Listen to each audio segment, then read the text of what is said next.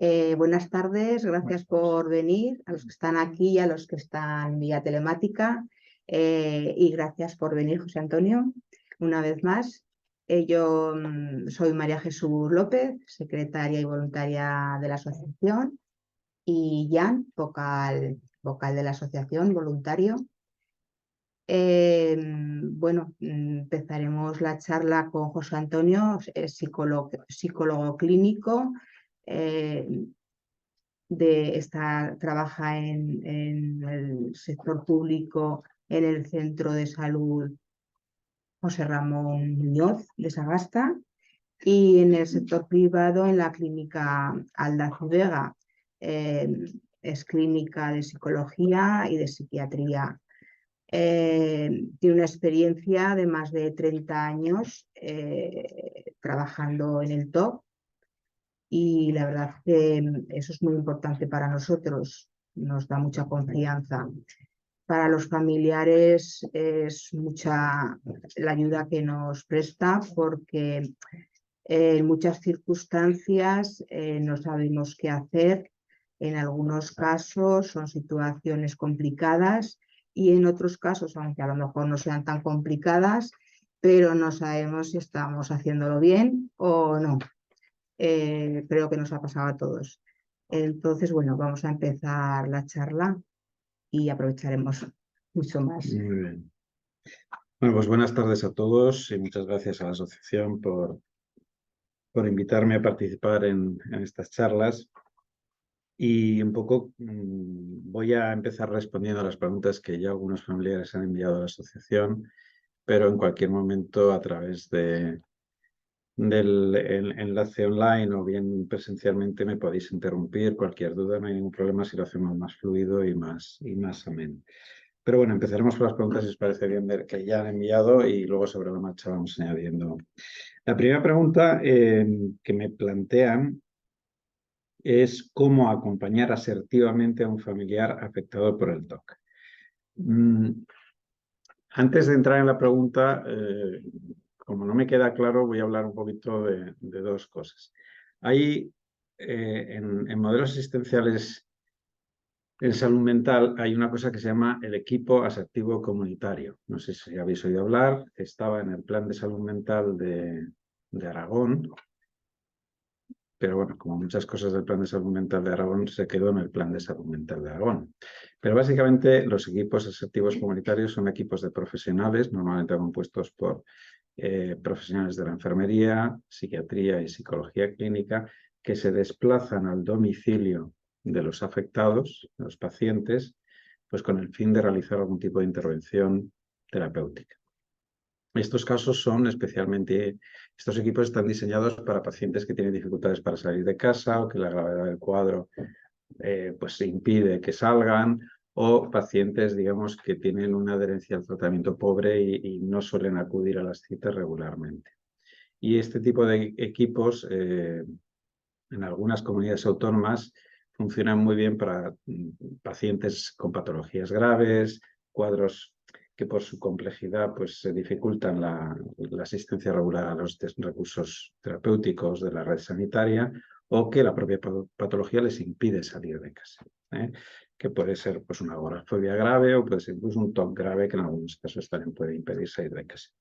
Y luego hay otro concepto que también incluye la palabra asertiva, que tiene que ver más con el ámbito de estudio de la asertividad, que es esa capacidad de expresarse con firmeza, con tranquilidad, saber decir que no sin ningún problema, saber decir que sí sin ningún problema y saber manejarse en un entorno interpersonal de una manera asertiva, firme, pero respetuosa con el interlocutor. Claro, esta pregunta se podría responder desde las dos facetas. Como no sé cuál de las dos me la plantea, voy a intentar responderla desde las dos. En relación al trastorno obsesivo-compulsivo y a las personas que lo padecen, es verdad que en algunos casos las intervenciones más adecuadas se deberían desarrollar en el ámbito domiciliario, más que en ámbitos extradomiciliarios. ¿En qué casos podrían ser más indicadas esas intervenciones? Por ejemplo, en muchos TOCs de tipo comprobación, la mayor parte de los rituales se dan en el ámbito doméstico y no tanto fuera de ese ámbito. aunque en algunos casos pues en el coche y en otros lugares también se puede dar.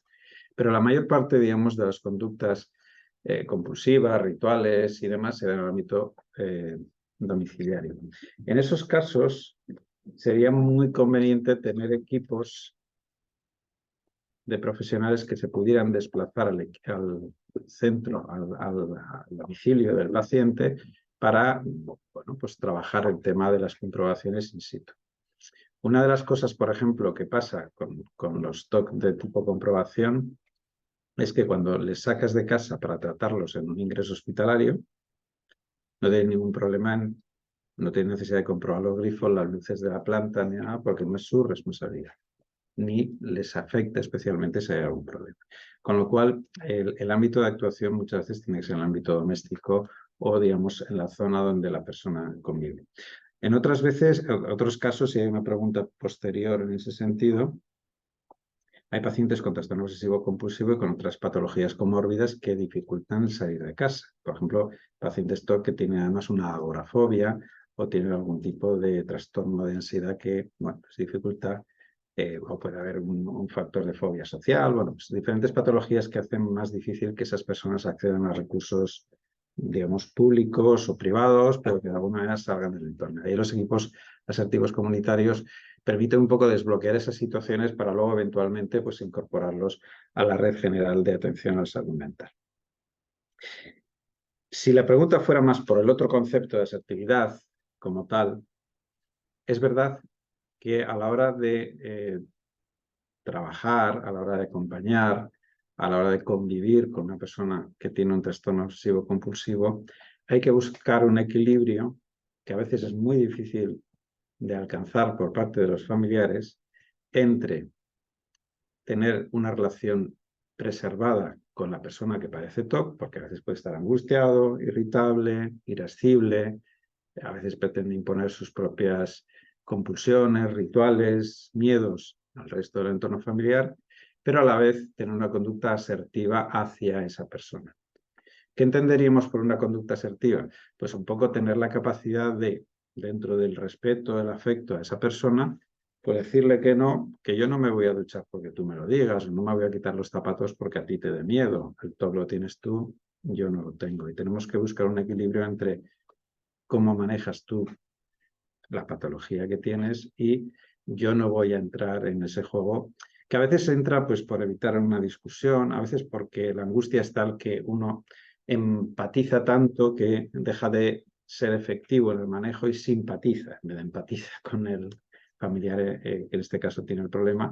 Y desde la simpatía se puede ayudar poco porque uno hace suyo el problema del otro y ya no tiene distancia para gestionar ese espacio que uno necesita a veces para decir que no, o hasta aquí puedo hacer, pero no voy a hacer más.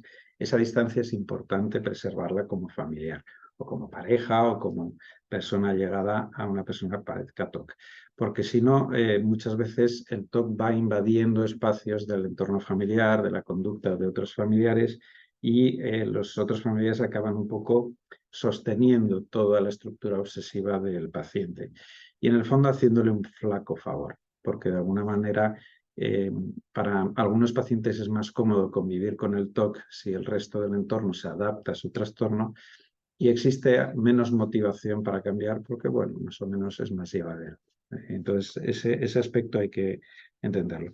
Entonces, si lo enfocáramos para asistencia, serían esos equipos que irían a casa a trabajar específicamente las patologías en los entornos donde se dan y si lo aplicamos a el familiar o familiares que conviven con el afectado, sería un poco esa capacidad de reconocer las dificultades de la persona familiar que padece este problema, pero a la vez mantener una distancia que nos permita gestionar ese espacio necesario para a veces poner límites, para a veces decir que no, para a veces contener, para no involucrarse en reforzar, en reasegurar, en adaptarse a los miedos obsesivos, porque luego tenemos muy poco margen para gestionar los excesos que empiezan a aparecer, ¿no? Y aparte que acabamos desarrollando conductas pseudo obsesivo-compulsivas nosotros mismos sin tener realmente ese problema. Entonces, eso sería importante. Puntualizar una cosita, sí. Pero en todos los casos se debe mantener esa distancia o debe ser el psicólogo el que marque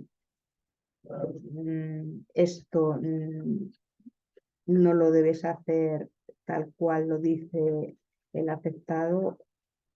No sé si me explico. Sí, sí, creo que sí. A ver, en algunos casos hay que empoderar al familiar desde el ámbito profesional para que el familiar pueda, digamos, decir que no, o yo voy a ir por aquí y tú vas por aquí.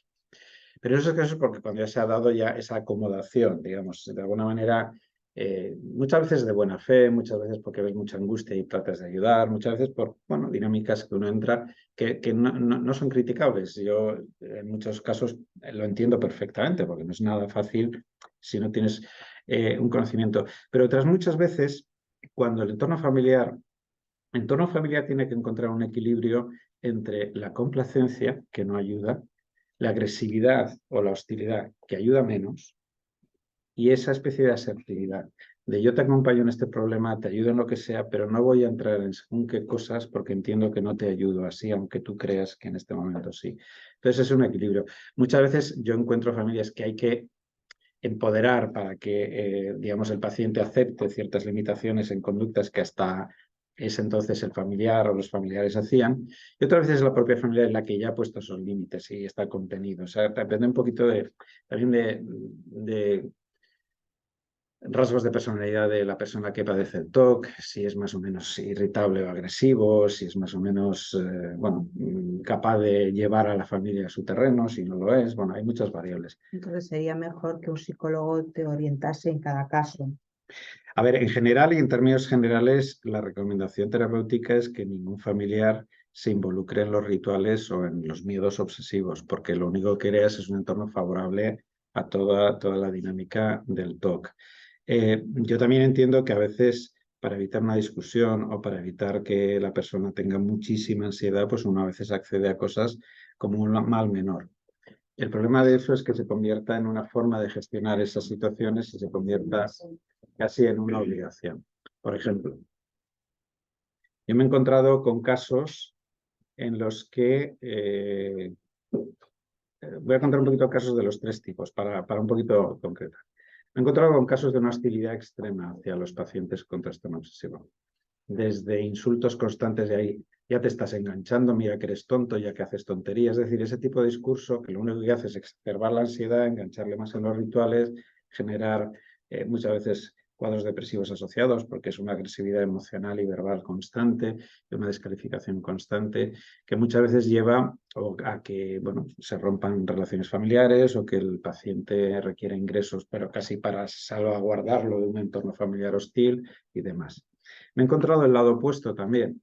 Casos, por ejemplo, me acuerdo ahora de una mujer que tenía un gran temor a la contaminación por gérmenes, que creo que alguna vez he contado esta anécdota, que vivía en el campo y que había hecho construir a su marido un pequeño aseo nada más en la entrada de la casa de campo para que se desnudara en un cesto que tenía que tener él y sus hijos. Ella entraba al baño, les decía cómo se tenían que asear antes de acceder al resto de la casa.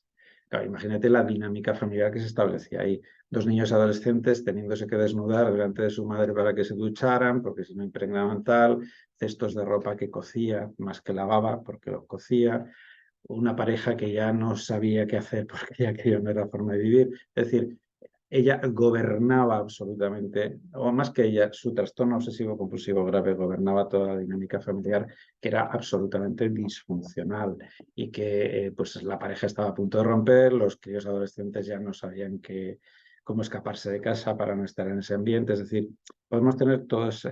Y un punto intermedio podría ser un punto en el que yo no me meto contigo porque sé que tienes un problema que te tendrán que ayudar a resolver y que yo colaboraré en la medida de que sea terapéutico, pero a mí no me vas a obligar a hacer esto que yo entiendo que no debo hacer.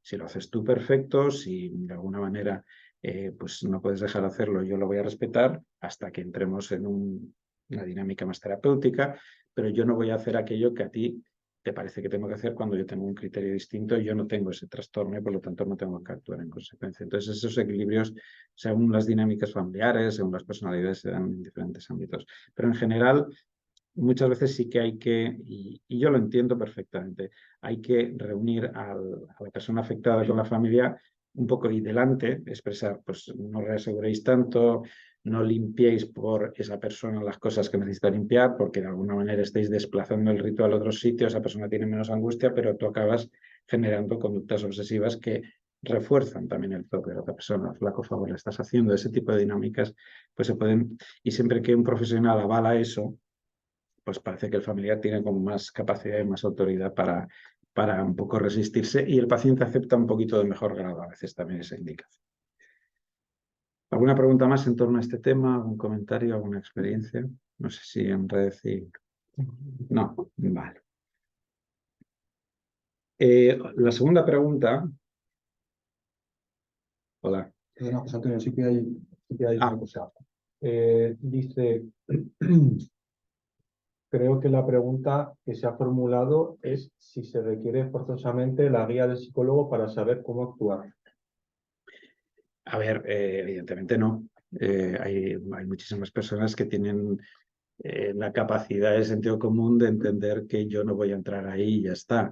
Lo que sí que puede requerir a veces, en algunos casos de algunos TOCs muy complejos, un poquito de orientación de cómo manejar según qué cosas. Por ejemplo, la irritabilidad, la angustia, sin acabar entrando en las rituales para calmar esa angustia del familiar. Entonces ahí sí que un poquito de asesoramiento profesional puede ser necesario.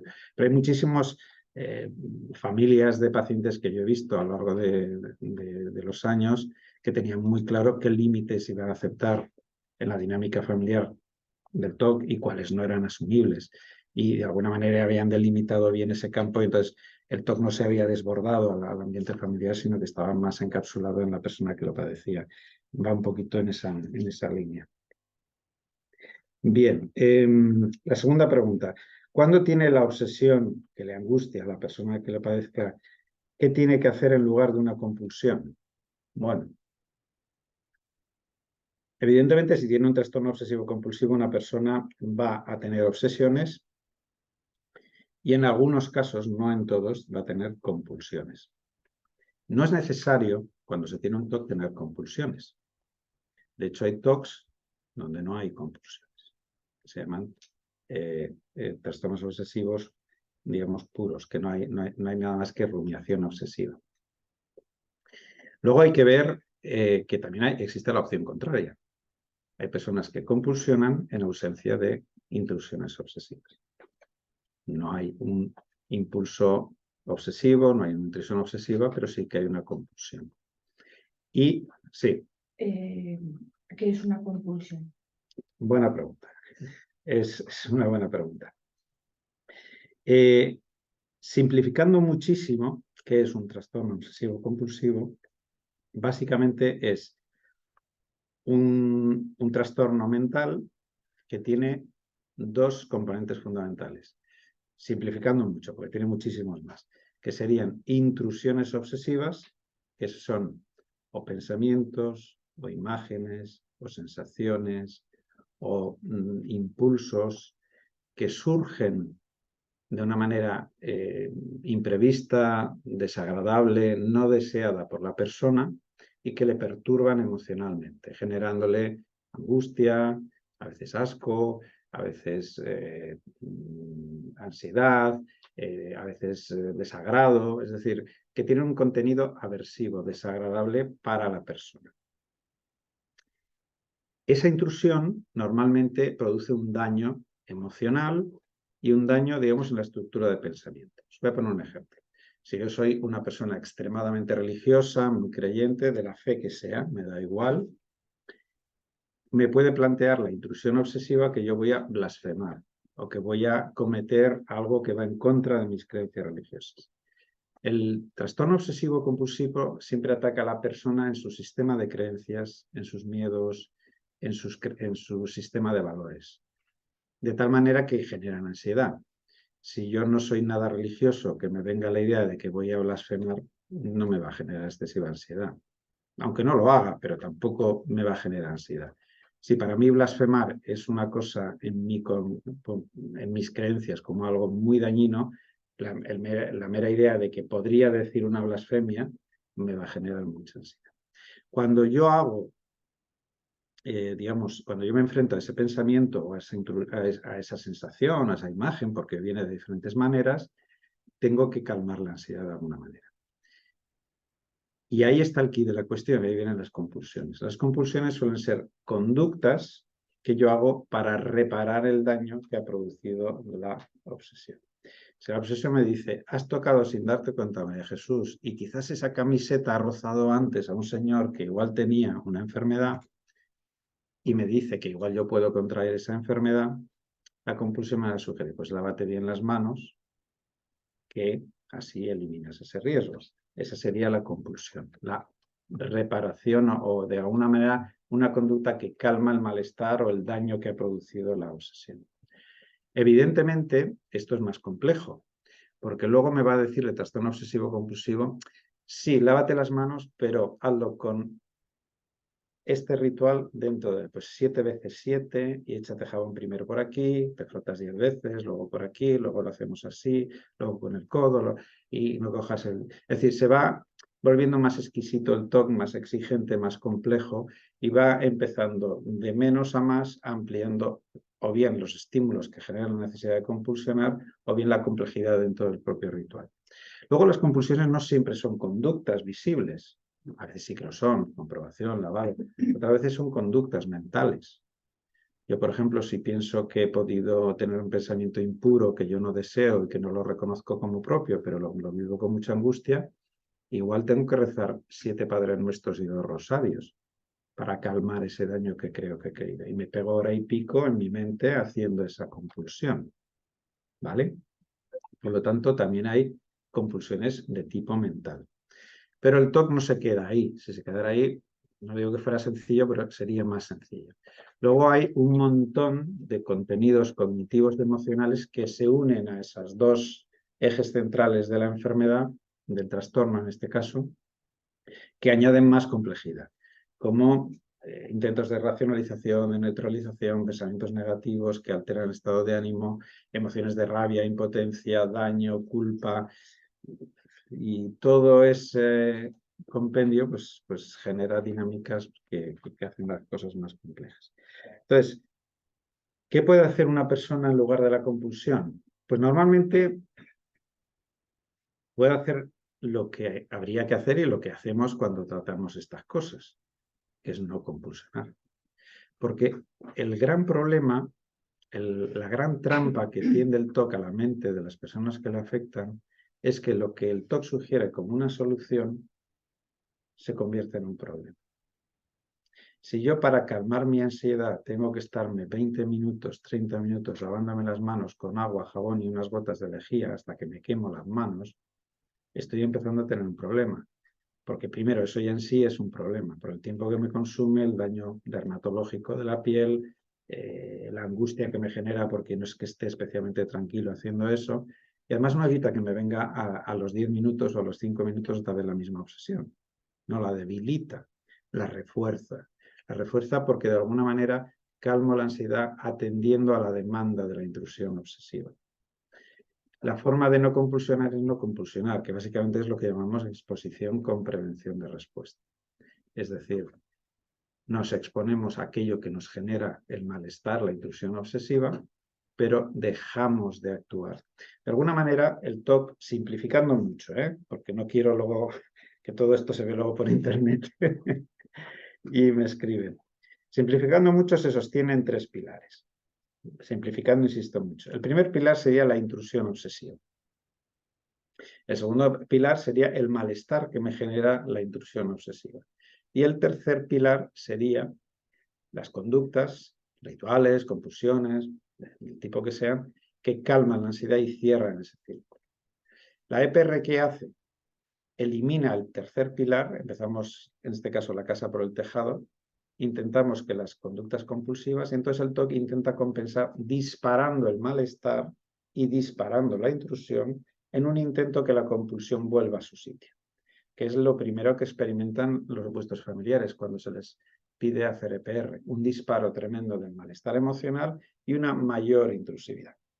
Pero si conseguimos que esa persona no realice las compulsiones, lo que ocurre es un fenómeno curioso, y es que ese malestar malestar que me genera la intrusión obsesiva no se sostiene en sí mismo, necesita la compulsión para sostenerse y va disminuyendo. Conforme va disminuyendo el malestar porque no realizo la compulsión, la intrusión se debilita. A mí un pensamiento que no me genera angustia, no me genera miedo, no me da asco, no me genera preocupación, es un pensamiento que puedo descartar con mucha facilidad. Vosotros pensar en las cosas que permanecen en vuestra mente y las que se os escapan. Os dicen algo que os interesa poco, que es un poco que no tenéis mucho interés en ello. A que cuesta mucho más recordarlo que algo que te motiva o te asusta o te preocupa. La emoción nos activa los procesos atencionales y los procesos de memoria.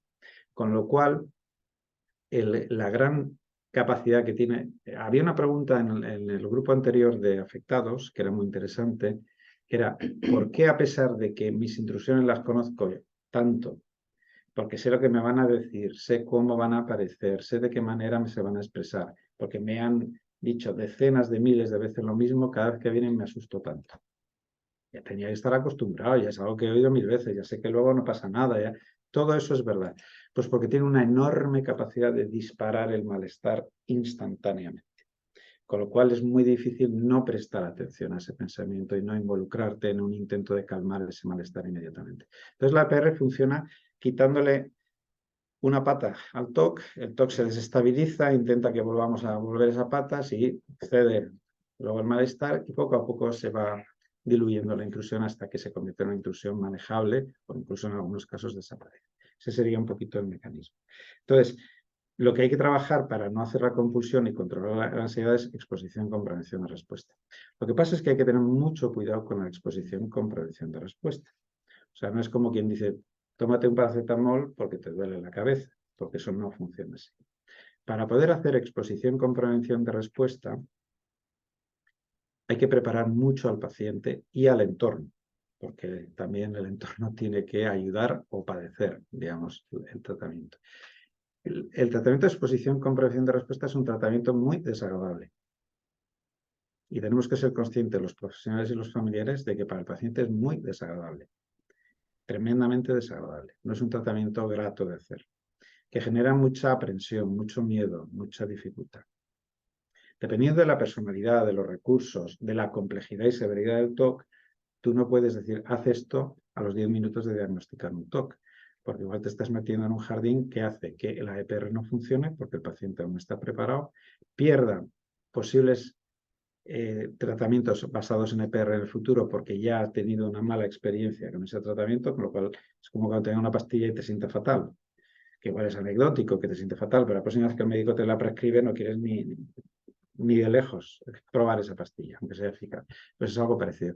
Y además, no siempre la EPR es el primer opción de tratamiento. Siempre tiene que haber algo de EPR en los tratamientos de TOC, pero igual antes tiene que haber otro tipo de manejos, dependiendo de la severidad del TOC y dependiendo un poquito de los casos.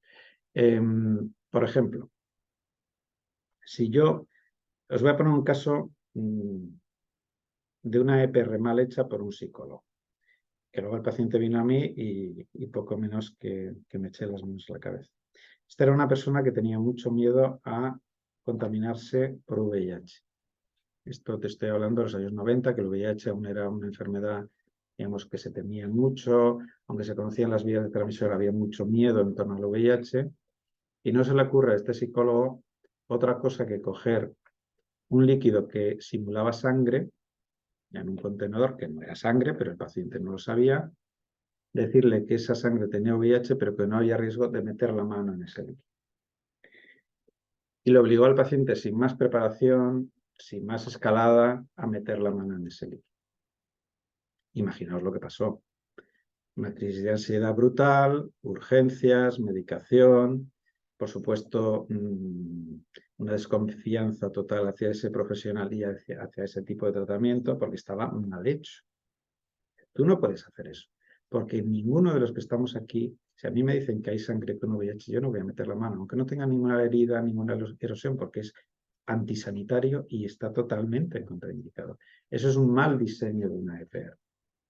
¿Vale? Bueno, pues cualquiera trabaja con ese paciente ahora con EPR.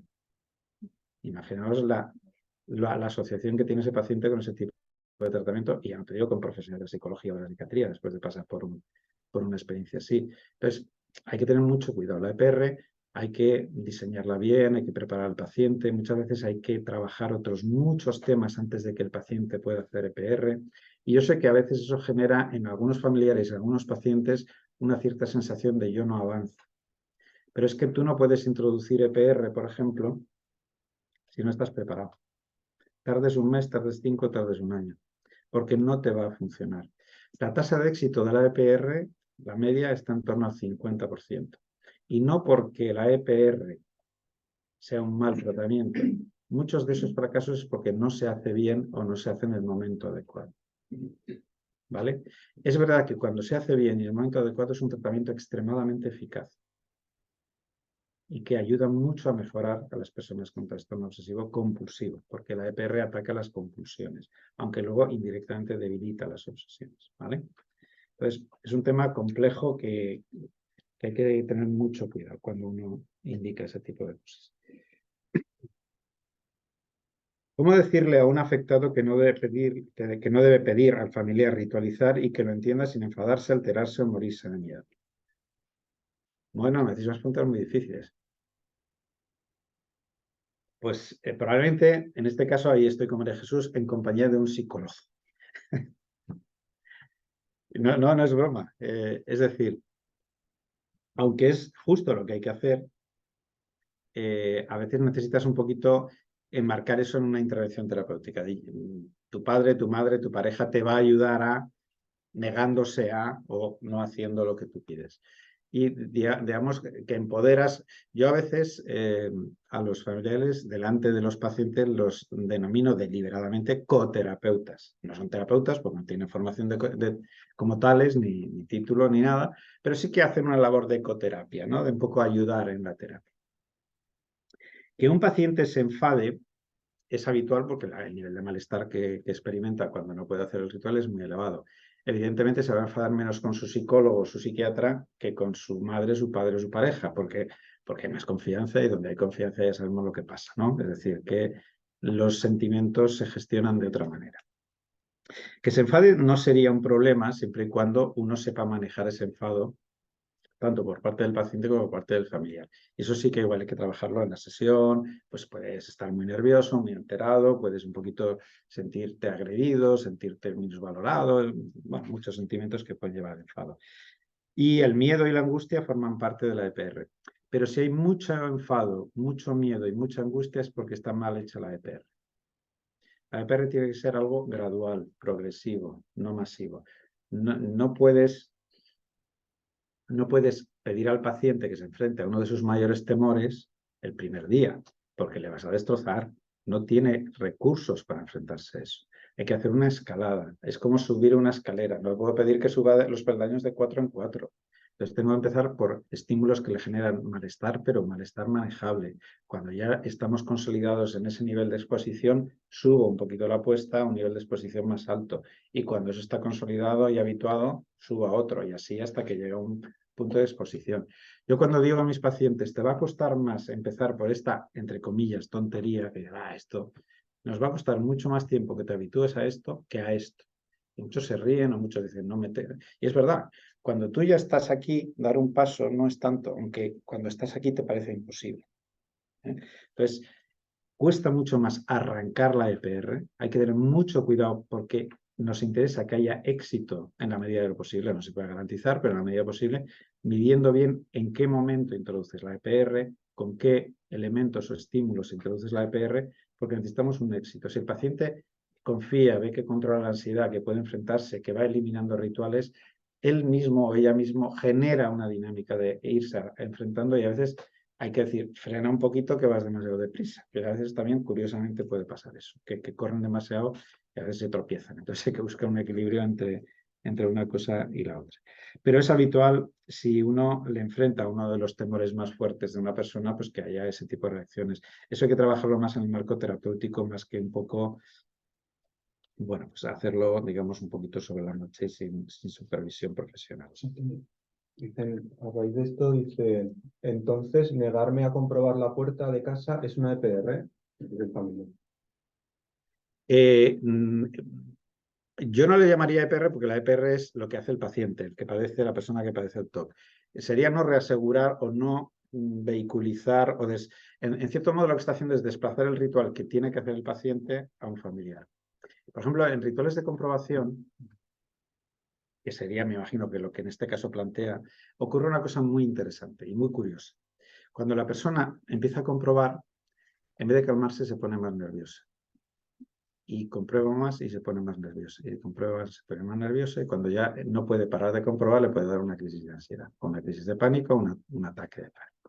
Es decir, el propio ritual altera más, pero no pueden parar de ritualizar. Entonces, pueden darse cuenta que llevan 1 hora, que han hecho 45.000 veces el mismo movimiento, que ya no pueden parar, pero que quieren parar, pero no pueden. Pueden tener crisis de ansiedad. En esos casos, lo que piden es mira si la luz, mira si el gas, porque así nos enganchan ellos en una conducta ritual y aversiva y desagradable. Y además, el hecho de que la responsabilidad, en el caso del TOC de comprobación, se desplace a otra persona, alivia el malestar. Porque lo que agobia a las personas con un TOC de comprobación es que yo tengo la responsabilidad de un posible riesgo por no comprobar bien. Ahora, si comprueba María Jesús, pues que ella dé explicaciones, yo ya me quedo más tranquilo. Con lo cual tienden a desplazar muchas veces en los familiares ya está cerrada la puerta. Muchas veces ni siquiera con comprobaciones, sino con conductas de reaseguramiento. Has cerrado bien la puerta y has mirado la vitro. Oye, la ventana... Y te lo pueden hacer así de evidente o decir, o no entra un poco de luz y tú dices, no, que la persona está cerrada. Ya has entrado en... O sea que a veces te dan un poquito la vuelta. Tener cuidado con esas preguntas tangenciales que en el fondo están buscando un reaseguramiento, Yo caigo mucho en consulta en esas, o sea, que ya he caído, ya me he hecho la pregunta y he respondido. Es difícil porque a veces estás tú en tus procesos y no te das cuenta que esa pregunta tiene una doble intención. Pero sí que es verdad que no hay que hacerlo. Lo que se puede hacer en los rituales de comprobación, les podéis ayudar. Hay una técnica que además es una técnica, si estudiáis inglés, si habláis inglés, yo saqué un artículo hace ya muchos años cuando era joven y escribía cosas de estas, con una técnica que se llama supresión articulatoria, que es una técnica que viene de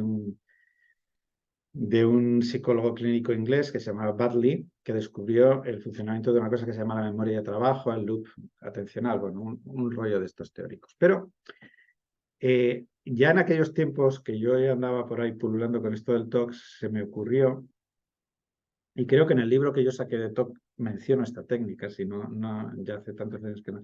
Se me ocurrió aplicar eso que se utilizaba, por ejemplo, para interferir con las preocupaciones que generaban insomnio. Esa técnica se aplicaba en personas que cuando llegan a la cama empiezan a decir, oye, mañana tengo que llamar a no sé qué, y si me dicen no sé qué, a ver si no... Y parece que haces el planning del día mientras intentas dormirte, cosa que hace que no te duermas. Y empiezas en un bucle de preocupación que no es preocupación obsesiva, pero que es una preocupación que activa emocionalmente y metabólicamente. Y se utiliza para bloquear. Entonces, hicimos una adaptación, digo hicimos porque me ayudó un compañero inglés, que estaba yo entonces en Inglaterra, para adaptarlo al TOC. Y fue la siguiente. Y va muy bien con rituales de comprobación. Que es la siguiente. El problema que tiene una persona que comprueba es que en el contexto de mucha ansiedad hace la comprobación relativamente rápido porque es algo aversivo para esa persona. No comprobar no le hace ninguna gracia, pero no puede evitarlo. Recordad que se pone cada vez más nervioso. Y cuando uno está nervioso, no procesa bien, no se fija bien en lo que hace. Pues habrá pasado, si tenéis mucha ansiedad un día y vais a decir, la lista de la compra ya se me ha olvidado, o el examen me quedo bloqueado hasta que me tranquilizo. Es decir, la ansiedad interfiere con los mecanismos atencionales y con los mecanismos de memoria. Entonces, a la gente que tiene problemas de comprobación, para evitar ese bucle envenenado en el que entran, es decir, vale, vas a comprobar 1 o 2 veces, pactamos cuántas veces. Eso no es EPR, es una EPR parcial. Pero vas a comprobar como yo te voy a decir. Vas a hacer la acción motora muy lenta, de tal manera que vas a, de alguna manera, hacer muy consciente todos los movimientos que llevan a la comprobación. No es una comprobación mecánica tiqui, tiqui, tiqui, que pueden estar así con la luz, dale que te pego, pero en el fondo es un automatismo, que no procesan si la he dejado abajo o arriba, porque voy tan rápido que no soy consciente si estoy arriba o abajo. Con lo cual, enlentezco el movimiento. Y a la vez meto esa técnica de Badley, que es la supresión articulatoria, es que me autorregistro una huella de memoria de tipo semántico. Esto es una memoria de tipo motor. Yo toco el tapón y ahora sé que ahora estoy en mitad de la botella, porque más o menos mi memoria táctil me indica y además me está diciendo que está fría, ¿vale? Pero yo también podría decir tapón, botella fría verbalmente, con lo cual tengo dos inputs de memoria. El input, digamos, sensorial, táctil y el input semántico. Si yo soy una persona que dudo si he dejado bien o mal, si hago la acción lenta, por lo tanto proceso más detalladamente la acción y a la vez me digo, mi mano llega al enchufe, toco la parte inferior del enchufe, está cerrado, retiro lentamente la mano, sigue en la misma posición, la luz está cerrada, a la vez que lo hago lo digo, tengo dos puntos para luego luchar contra la duda, estará bien, estará mal, y eso no es una EPR, porque es una comprobación, pero es una comprobación en que va desmontando lo que es la comprobación. Y luego es mucho más fácil pasar a una EPR, no compruebes. Entonces, cuando os hablaba antes de hacer EPRs, a veces hay que preparar al paciente. Yo siempre que aplico esa técnica con TOCs de comprobación, salvo en algunos casos que había otras historias, les ha ido fenomenalmente bien, porque en relativamente muy poquito tiempo han reducido la frecuencia y automáticamente han tenido más control y más confianza, porque ya no tienen que comprobar, simplemente tienen que referirse a su huella de memoria y decir, no, estaba cerrada, recuerdo que era así. Porque hay una constante duda en la comprobación de si lo he hecho bien, mal, si me lo he dejado, si me he fijado bien en cómo estaba, y ahí entran en un bucle que les exige volver a comprobar. Entonces, bueno, son estrategias y eso lo publicamos en el libro en castellano y en un artículo en inglés que salió en una revista que se llama Behavioral Research and Therapy, del año 90 creo que fue. Bueno, me he enrollado tanto que ya no sé lo que estaba, que me dais carrete y me voy. No sé si hay más preguntas sobre este tema o puedo pasar a la siguiente. Vale. La siguiente pregunta. ¿Qué límites debería ponerle a mi hija de 33 años que padece agorafobia y TOC con muchísimo miedo a volver a infectarse? Entiendo que se infectó dice en el año 20, entiendo que sería por COVID probablemente, para poder ayudarle a salir sola de casa, que pueda ir incorporarse poco a poco a la vida sin tanta dependencia. Antes lo hacía sola, pero a pesar de las sesiones veo que no avanza y los miedos y dependencias van a más. Gracias. Bueno, vamos a ver. En este caso hay dos elementos aquí que son comórbidos. Por un lado hay una agorafobia y por otro lado hay un TOC. Es decir, y probablemente interactúan entre ellos. ¿Dónde puede haber más gérmenes? Fuera de casa. Hay el TOC, va a alimentar. ¿Qué hago si temo salir de casa e infectarme? Pues empezar con conductas agorafóbicas. No salgo, si salgo, salgo acompañada, etc., ¿no? Con lo cual se retroalimenta. Un poco lo que decía antes respecto a esta pregunta. La comorbilidad hace que los tratamientos se vuelvan mucho más complejos y sean mucho más prolongados en el tiempo. También Antonio, explícanos qué es la comorbilidad. Perdón, la comorbilidad es cuando hay dos trastornos mentales coexistiendo a la vez y a veces ayudándose. En el TOC es una de las patologías psíquicas que más comorbilidad tiene, ¿vale? Es relativamente frecuente, por no decir muy habitual, que la mayoría de los pacientes TOC tengan alguna patología comórbida, es decir, que no tengan solo un diagnóstico en el informe o cuando hacemos el diagnóstico los psicólogos clínicos, sino que tengan 2, 3 y 4 diagnósticos, ¿vale? Es muy habitual. Los más habituales son trastornos de ansiedad, agorafobia, trastornos de ansiedad generalizada, fobias de otro tipo, fobias sociales. Los trastornos afectivos son muy, muy frecuentes, muy prevalentes, sobre todo trastornos depresivos. Y, en tercer lugar, puede haber trastornos de personalidad asociados que también coexisten con el TOC. Cuando hay comorbilidad, el tratamiento se vuelve más complejo, porque cuando estás trabajando una cosa, la otra se altera, cuando estás atacando otra, la otra se altera, y atacar a las dos a veces es difícil porque es demasiado bocado para un paciente, ¿no? Y luego también depende de la gravedad del TOC. A ver cómo lo digo esto. Para poder trabajar una persona y que venza sus miedos agorafóbicos o sus miedos obsesivos, depende de la gravedad de la agorafobia y del TOC. Hay agorafobias leves que con un tratamiento de exposición gradual en vivo en este caso los EPR, EGV, que se usan en las fobias, va bien y se recupera rápido. Pero hay agorafobias tremendamente resistentes. Yo el caso más grave que he visto, por ejemplo, de agorafobia, fue una mujer que no podía salir de su habitación, de su casa, ni siquiera al baño, porque le generaba mucha ansiedad. Con lo cual tuvimos que empezar consiguiendo que cruzara el dintel de la habitación y fuera al baño, salir a la cocina. Ese fue el primer objetivo. Y ya luego salir. Nos llevó 3 años de tratamiento aquel caso, hasta que conseguimos que saliera más o menos por el barrio. Ya no pudimos ir mucho más allá, pero eso lo conseguimos. Y luego depende del TOC. Por ejemplo, muchas veces un TOC grave, y no sé si este es de los graves, intuyo por lo que dice podría serlo, podemos tardar años en empezar a mejorar. Empezar a mejorar en el sentido funcional, no en el sentido de que no se mejore en algunos aspectos, a mejorar en el sentido de autonomía personal, desafiar algunos miedos, porque hay un factor predictor del éxito o fracaso de un tratamiento. Bueno, hay varios, pero uno de ellos es lo que llamamos ideas sobrevaloradas. No sé si alguna vez os he hablado de esto. Creo que sí, pero como hablo mucho ya no me acuerdo. Que era... hay personas que tienen un trastorno obsesivo-compulsivo con intrusiones obsesivas, pero son perfectamente conscientes de lo irracional de la idea, de lo absurdo de la idea. Incluso hasta les molesta tener la idea. Son conscientes a veces de lo absurdo, ridículo, irracional de la idea. Esos pacientes tienen mejor pronóstico en el tratamiento porque de alguna manera tienen una mayor distancia racional y emocional de la intrusión y son más capaces de enfrentarse a esa intrusión desde esa posición. Pero hay pacientes con ideas sobrevaloradas que son como intrusiones obsesivas que literalmente ya no tienen la capacidad de ver el punto de racionalidad, se las creen. Algunos psiquiatras incluso, yo alguna vez he tenido discusiones con compañeros psiquiatras, las definen como ideas delirantes. Ya sabéis que las ideas delirantes pueden ser ideas... los trastornos delirantes son trastornos que no son trastornos psicóticos en el sentido clásico del término ni una esquizofrenia, es que tú tienes una vida perfectamente normal, pero tienes una idea delirante. Yo qué sé, que puede ser de tipo paranoide. Me está espiando la CIA cada vez que enciendo el móvil.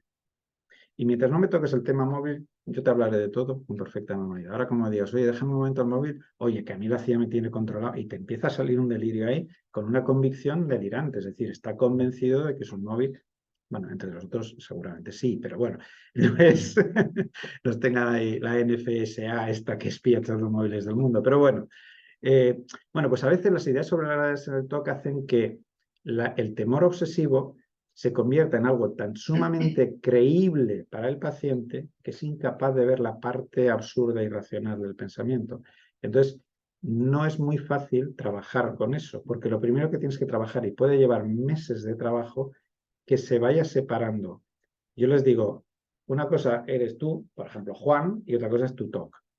Y ahora estoy hablando del TOC de Juan y ahora estoy hablando, yo juego en ese juego. Ahora quiero hablar con Juan, ahora quiero hablar con el TOC de Juan. Un poquito para que se produzca esa separación. En muchos casos, la fusión es tal que en los casos más graves no son capaces de distinguir cuándo es una intrusión obsesiva y cuándo no lo es. Con lo cual, si no empezamos por empezar distinguiendo cuándo lo que yo pienso es real o es una distorsión, difícilmente puedo ir más allá de ahí. Y cuesta mucho separar eso, porque hay una convicción que raya a veces un poco lo delirante, ¿no? De una convicción tan fija que es muy difícil de cambiar. En esos casos, los tratamientos pueden llevar varios años antes de que se experimente una mejoría notable. Y además es mucho más complicado. Y casos de esos existen. Sobre todo en situaciones donde, de alguna manera, trabajo con futuribles. Me explico. Yo puedo hacer una EPR, eso que os he explicado antes que era la EPR, con una cosa como decir, por ejemplo, ¿está cerrada la luz o no está cerrada? Yo puedo comprobar en ese preciso instante si la luz está o no cerrada porque veré que la bombilla está encendida o no lo está. No tengo que esperar. Pero, ¿quién me dice a mí que si yo un día voy y entro en contacto con, dentro de 2 años, dentro de 3 meses o dentro de 5 días me puede pasar esto? Pues no te lo puede decir nadie. No es comprobable. Es que es un acto de fe. Entiendo que la probabilidad de que eso pase es baja, aunque exista. En esos casos es muy difícil trabajar con EPR, porque si yo le pido a una persona que se exponga a un producto químico porque dice que produce cáncer y esa conducta se ha convertido en una conducta, digamos, con un componente compulsivo, ¿eh? Claro, yo no le puedo decir que el humo de los coches no produce cáncer, porque produce cáncer. Pero claro, si tú no sales de casa porque el humo de los coches puede producir cáncer, tenemos un problema. Porque hay una parte de verdad, pero tú estás sobredimensionando la amenaza hasta el punto de que no sales de casa. Con lo cual tienes un problema con tu familia, amigos, trabajo, etc. Entonces, claro, es muy difícil hacer EPR porque, claro, tú le estás exponiendo a una cosa que realmente puede producir cáncer, pero que no al grado de que tú estás convencido de que la va a producir. Pero tampoco puedes argumentar que no te va a producir porque igual dentro de 20 años te sale un cáncer de pulmón. Porque sí. Entonces, a ver cómo trabajas con eso.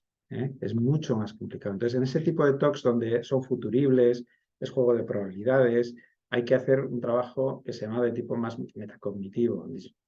Creencias disfuncionales, debilitarlas, mayor flexibilidad cognitiva, mayor capacidad un poquito de generar espacios de incertidumbre y convivir con ellos. Claro que nosotros vivimos en un entorno amenazante.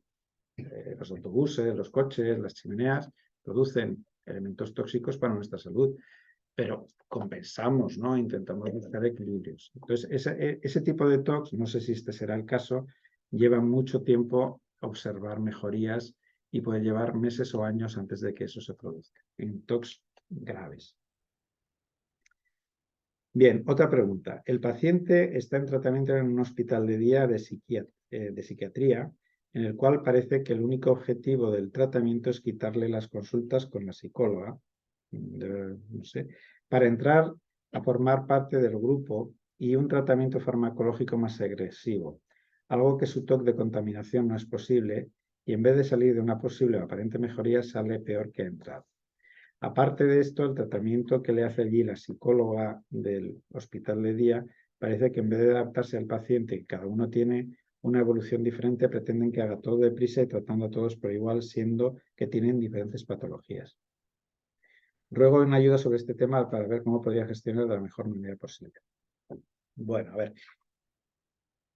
Yo de casos concretos no puedo hablar porque no sé las circunstancias que llevan, pero en términos generales, vamos a ver. Ingresar a una persona con trastorno obsesivo compulsivo o bien en una unidad de agudos o en un hospital de día o en un centro de media estancia, solo estaría justificado si hay riesgo de suicidio, que puede haberlo, y evidentemente eso lo tienes que controlar, estabilizar a ese paciente para disminuir ese riesgo. Si hay una comorbilidad muy alta con enfermedades depresivas u otras enfermedades que requieren un tratamiento farmacológico agresivo que hay que hacer en el entorno hospitalario, entonces estaría indicado. O si el recurso hospitalario está específicamente diseñado para abordar el tema del TOC. O sea, no tiene sentido, en la red asistencial pública, tenemos una red asistencial pública que está diseñada fundamentalmente para todo y para nada. En un hospital de día podéis encontrar un trastorno bipolar, un trastorno de personalidad, una depresión grave, un TOC grave, un trastorno agorafóbico grave, un no se sabe qué, pero grave, porque a veces tiene varios diagnósticos y no sabes cuál es. Pero eso no es un tratamiento específico. Una terapia de grupo pluripatología puede servir pues, para hablar de lo mal que se vive con un problema mental y todas esas cosas, pero no específicamente. Entonces, normalmente el modelo asistencial español es un modelo muy generalista. Si lo miramos un poquito con el mundo anglosajón y el mundo del norte de Europa, es justo lo contrario. Ellos llaman clinics y son clinics de ansiedad, clinics de TOC, clinics de depresión, clinics de psicosis, por lo cual todo el personal, todo el programa va dirigido a ese tipo de cosas. En la mayoría de los casos, insisto, salvo que se den esas circunstancias excepcionales, un TOC no mejora porque tú lo ingreses. Lo que estás intentando evitar con un ingreso es riesgos de suicidio, trastornos depresivos comórbidos que están muy mal y que requieren un tratamiento muy agresivo que no se puede hacer en el exterior o cosas de ese tipo.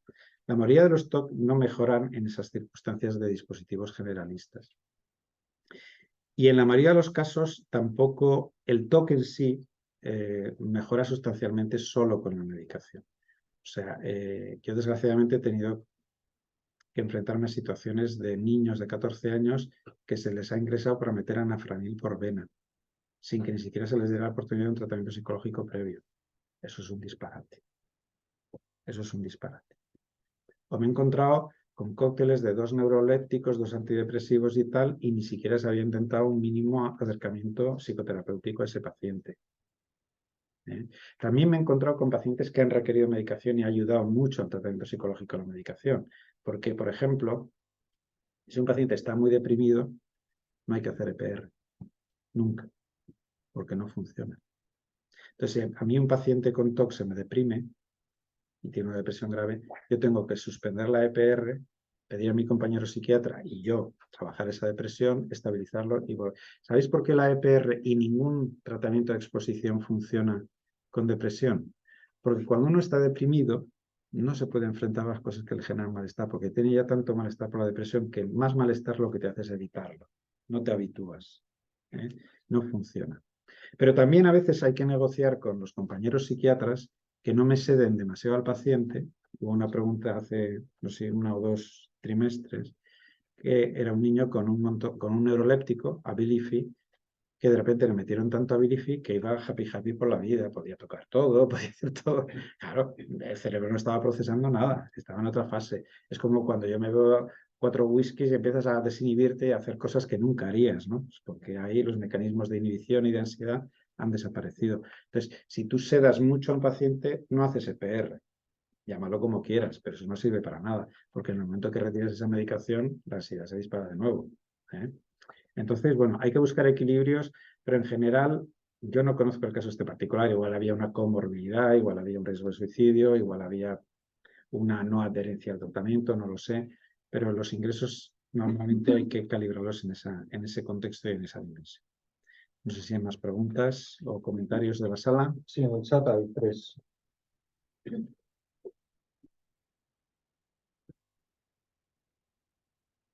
A ver. Dice, se habla mucho de TOC de limpieza a comprobación.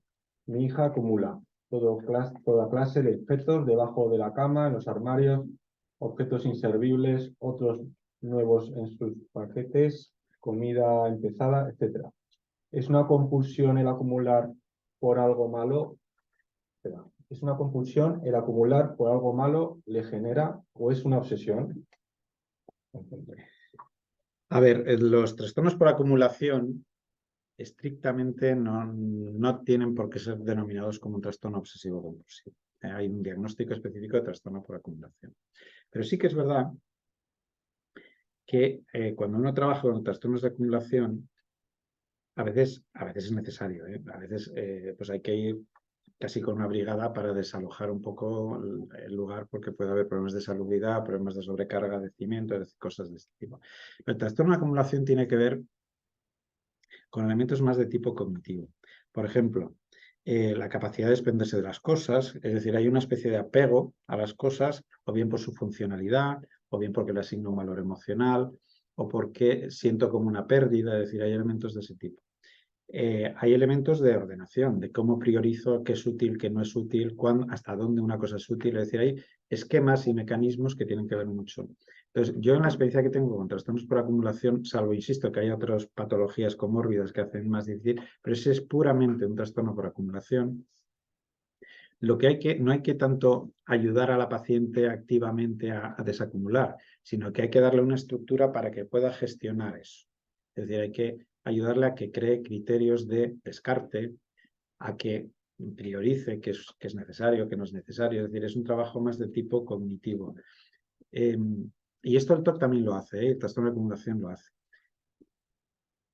Una de las cosas que yo siempre digo a mis pacientes con TOC es que una de las cosas que vamos a trabajar en consulta es que tengan criterio. ¿Qué os parecerá? ¿Criterio? Claro, criterio. Vosotros cuando empezáis una acción y termináis una acción, tenéis un criterio. Necesito lavarme las manos porque mi criterio me indica que estas manos, para lo que voy a hacer o por el aspecto que tienen, están sucias y te indican al final de esa acción, ya están limpias. ¿No? Tenemos un criterio. Hay gente que es un poco relajada con los criterios de limpieza y hay gente que es un poco más estricta, pero bueno, dentro de un margen todos tenemos un criterio. Y el trastorno de acumulación también hace eso. Y tenemos un criterio de cuando hay que guardar una promoción de Lidl, porque esta semana dura y bueno, pues si tengo un ratito igual me paso y miro qué ofertas hay. Y tenemos un criterio cuando esto ya ha pasado y lo tiro, ¿no? Ya no me sirve, ha caducado y lo tiro. ¿Qué pasa con estos trastornos, tanto el trastorno por acumulación como el trastorno obsesivo-compulsivo? Eliminar el criterio personal e introducir un criterio disfuncional. ¿Cuál es el criterio del TOC? ¿Cuál creéis que es el criterio del TOC en limpieza?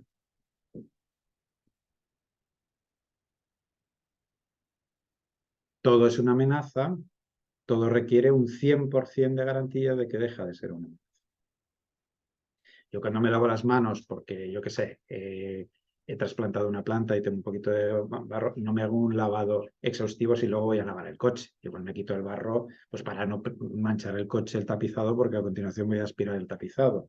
Pero sé que es un lavado, digamos, relativamente superficial para quitarme el barro y seguir. Evidentemente, si voy a cocinar, el lavado es un poquito más exhaustivo porque voy a manipular comida y puede haber una transmisión de gérmenes o agentes patógenos. Es decir, tengo un criterio que me modula la conducta y me marca cuándo y cómo tengo que hacer las cosas. El TOC no, el TOC es todo o nada. O te lavas como yo te digo, o si te olvidas de una pizquita es como si no hubieras hecho nada. Con lo cual, o es todo, o en el fondo, si no es todo, es nada. Y están atrapados en esa dinámica. Pero esto lo podéis aplicar a cualquier otro tipo de TOC, de cualquier tipo. O es perfecto o no vale. Entonces están atrapados en o evito todo lo que me da miedo, no toco nada y así no tengo que entrar en el otro juego, o si no me queda otro miedo tocar, tengo que entrar en el juego del todo. Y yo pregunto a las personas, ¿y tú cuando no tenías TOC qué hacías? Pues me lavaba las manos. ¿Y cómo? Pues no me acuerdo, pero sé que me las lavaba y seguía con mi vida. Y entonces, una de las cosas que tenemos que trabajar, incluso antes de empezar insistentemente con la EPR o a la vez que la EPR, es que desarrollen su propio criterio. Y entonces, ¿qué hacen los pacientes? Dicen, ¿y tú, José, cuántas veces te lavas? ¿Cuánto tiempo? ¿Cuánto jabón? Y yo, no, si es que no es eso. Es que tengas tu criterio. El mío yo lo sé, pero no te va a servir a ti. Tiene que desarrollar su propio criterio. Cuando un paciente empieza a desarrollar sus propios criterios, empieza a controlar ese elemento del TOC, que es el que le determina la capacidad de manejarse mejor la EPR, de manejar mejor las intrusiones. El TOC distorsiona y el trastorno por acumulación es un poquito igual. No tiene un criterio de qué sirve, qué no, qué es necesario, qué no, qué priorizante, cuándo ya una cosa se puede descartar, cuándo igual hay que conservarla. No suelen ser especialmente ordenados, por lo cual también hay un elemento de caos en la acumulación y hay que trabajar todos esos elementos antes de ir al salón y ordenar, o ir al armario y ordenar, o coger una caja y tirar lo que ya no sirve, porque si no, es mi criterio y entonces a los 4 días vuelven a acumular y no funciona. Es un trabajo además arduo a nivel cognitivo. Otra pregunta. ¿Es más duro para un psicólogo trabajar con pacientes con TOC que con otros tipos de trastorno? ¿Qué preguntas? Pues no lo sé. Yo ahí tengo un cierto sesgo porque a mí me gusta trabajar con pacientes obsesivos. Entonces, es duro porque es una patología muy recalcitrante para trabajar, no por el paciente, sino por la propia patología, porque muchas veces tienen recaídas. El grado de sufrimiento que experimentan muchos pacientes es brutal y uno no es un número de piedra, eso acaba, y cuando llevas 4, 5, 6 pacientes en una mañana con TOC, pues acabas un poco cansado psicológica y físicamente. Lo que sí que es verdad, más que cansado, que yo creo que sí lo es, pero también trabajar con personas muy deprimidas también te deja o personas muy ansiosas también te acaba poniendo nervioso, es decir, todo se transmite. Lo que sí es poco popular, o sea, vamos a decirlo. Hay muchos profesionales que no suelen ser muy partidarios de trabajar con pacientes obsesivos porque son pacientes que exigen del terapeuta muchos recursos en sesión. Entonces, porque hay muchas veces mucho malestar, a veces hay mucha dificultad para que el paciente entre en la dinámica de entender todo lo complejo que le está pasando y empezar a... Entonces son pacientes que cuesta mucho movilizar, que a veces tienen muchas recaídas después de que has conseguido avanzar. Entonces, hay una cierta tendencia en algunos profesionales a evitar, lo cual Yo no lo voy a criticar porque yo también evito otros tipos de pacientes que a mí me resultan más complicados. Entonces, bueno, sí que es verdad que no es una patología de las más populares en general entre los profesionales. La pregunta, Sí, y pregunto yo, ¿no será también que aparte de que psicólogos y psiquiatras hay pocos, hay algunos que no saben tratar el TOC? a ver, en términos generales, cualquier profesional de la psiquiatría o de la psicología clínica tiene la formación suficiente para abordar las patologías que tiene que hacer frente. Lo que pasa es que esto es como todo. Si tú te mueves un rango moderado leve, pues muchos profesionales pueden ayudar a los pacientes. Claro, pero esto sí pasa en cualquier patología. ¿Por qué cuando en el Servet un proceso oncológico no consiguen aderezarlo, la gente se va a Barcelona o a Houston? Pues porque hay casos que son tan complejos que requieren ya un nivel de especialidad por encima de la media de los profesionales. En el TOC pasa un poquito igual. Los casos más graves, más complejos, más intrincados, sí que requieren un cierto grado de especialidad que ya exige un nivel de estudio y un nivel de formación. Pero eso pasa en muchos ámbitos de la patología. Es decir, yo, por ejemplo, puedo tratar trastornos de la conducta alimentaria hasta cierto punto, pero reconozco que a partir de cierto punto me pierdo y tengo que derivarlo a una unidad que afortunadamente en este caso existe, que es la unidad de trastornos de la conducta alimentaria, que están hiper especializados en aquellos casos más graves, más complejos y más difíciles.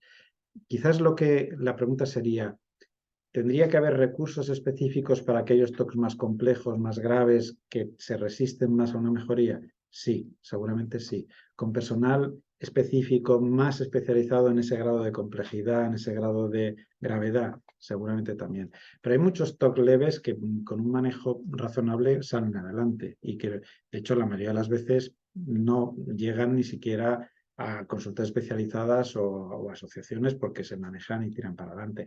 A ver, si tenéis en cuenta que la prevalencia del TOC está en torno más o menos al 2,5% de la población, es decir, que aproximadamente en España habrá 1,5 millones de personas con TOC,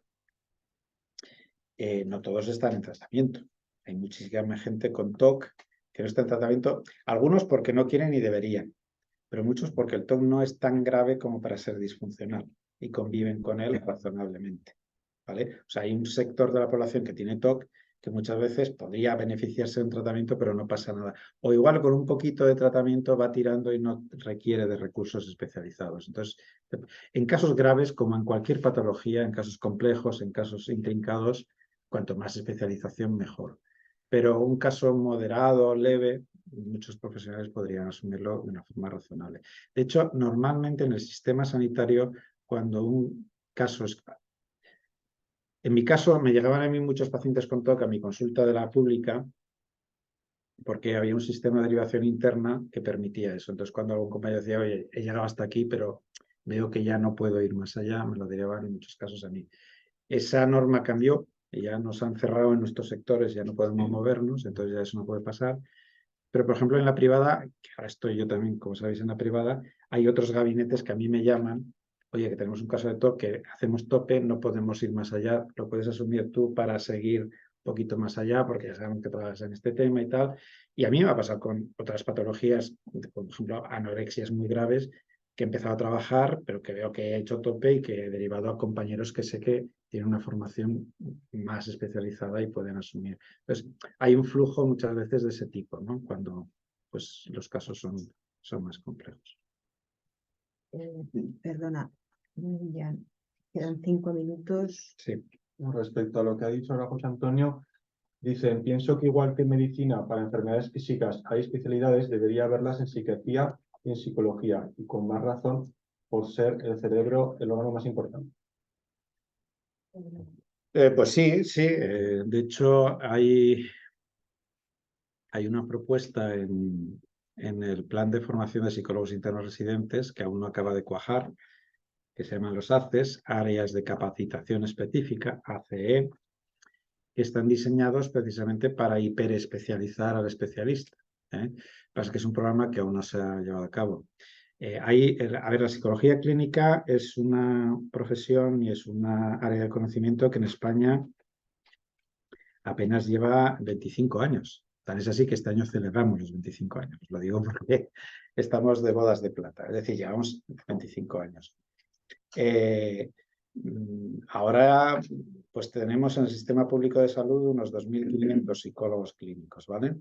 Cuando yo empecé a trabajar éramos 129, para que veáis un poquito la diferencia. 129 en el salud. Yo creo que para que una profesión empiece a tener masa crítica de profesionales para pasar al siguiente nivel de especialización, que acabará siendo, necesita un mínimo de masa crítica. Si tienes 4, poca especialidad. De hecho, ya se están planteando especialidades en neuropsicología, que es una rama de la psicología clínica que tiene que ver con la evaluación del rendimiento cognitivo pues, después de un ictus, detección precoz de demencias, tumores cerebrales, qué secuelas cognitivas dejan. Bueno, es todo un terreno de evaluación, rehabilitación y demás. En infanto-juvenil también se está hablando de hacer una subespecialidad específica para la patología en infanto-juvenil. Pero seguramente con el tiempo se vayan generando especialistas en el espectro psicótico, ¿vale? Más centrados. Muchas veces uno acaba siendo especialista pues porque empieza a interesarse, a dedicarse en eso y acaba especializándose, pero no hay una formación reglada. Es una de las asignaturas pendientes de nuestra especialidad, el ir especializándonos sobre una especialidad, que sería el siguiente paso. Y llegará, pero bueno, darnos otros años porque aún estamos formando un poco el tejido profesional. Antes has comentado que cuando no me sale la palabra, como cuando surge el TOC, no se tiene desde un principio o hay algo que lo desencadena. A ver, no lo sabemos. No sabemos la causa primaria del TOC. Sí sabemos algunas cosas. Sabemos que cuando una persona tiene TOC, normalmente en sus antecedentes familiares hay alguna patología psiquiátrica previa, que a veces es TOC, pero a veces no lo es, pero sí que hay bastante patología previa en la familia. Es decir, puede haber, hay un rastro, digamos, genético. Sabemos que muchas veces el TOC aparece en contextos de estrés. El TOC en muchos niños se debuta, pues, por ejemplo, cuando hay una separación de pareja y empieza el niño a hacer, pues voy a hacer algo para que mis padres no se separen. Es decir, pero que el estrés active el TOC no quiere decir que sea la causa, puede ser el desencadenante, que es distinto. Antes se decía que la mili provocaba esquizofrenia. No, esto se decía. Y era verdad, en parte. Porque ¿qué pasaba? La mili era obligatoria, tú ya estabas en ese puntito que sí que no, el sargento chusquero te daba mucha caña, estabas muy agobiado y ¡plac! Hacías un brote psicótico. Ahora lo causa la marihuana, porque ya no hay mili. Pero la marihuana crea muchos brotes psicóticos y muchos trastornos bipolares. No los causa, los desencadena. Digamos que lleva al sistema nervioso a un punto en que, clac, se rompe. Probablemente hay factores de vulnerabilidad para desarrollar el TOC. Sabemos cosas que, por ejemplo, a nivel córtico-subcortical, las estructuras córtico-subcorticales de personas con TOC son un poquito distintas a nivel metabólico de las personas que no lo tienen.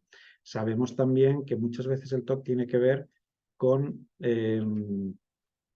cómo la persona maneja los primeros signos obsesivos. Es decir, pensamientos intrusivos obsesivos tenemos casi todos. Y si no, os reto a que tengáis un poquito de conciencia del flujo de pensamientos que todos tenemos, que es un flujo constante, que vas en el coche, vas en otras cosas, y de repente os sorprenderéis que decís, madre mía, qué barbaridad se me acaba de pasar por la cabeza. Eso es un pío, ¿no? Un pensamiento intrusivo obsesivo, que a veces pueden ser muy anecdóticos, pero tal vez dicen, ¡puf! ¿Qué cosa se me acaba de cruzar por aquí?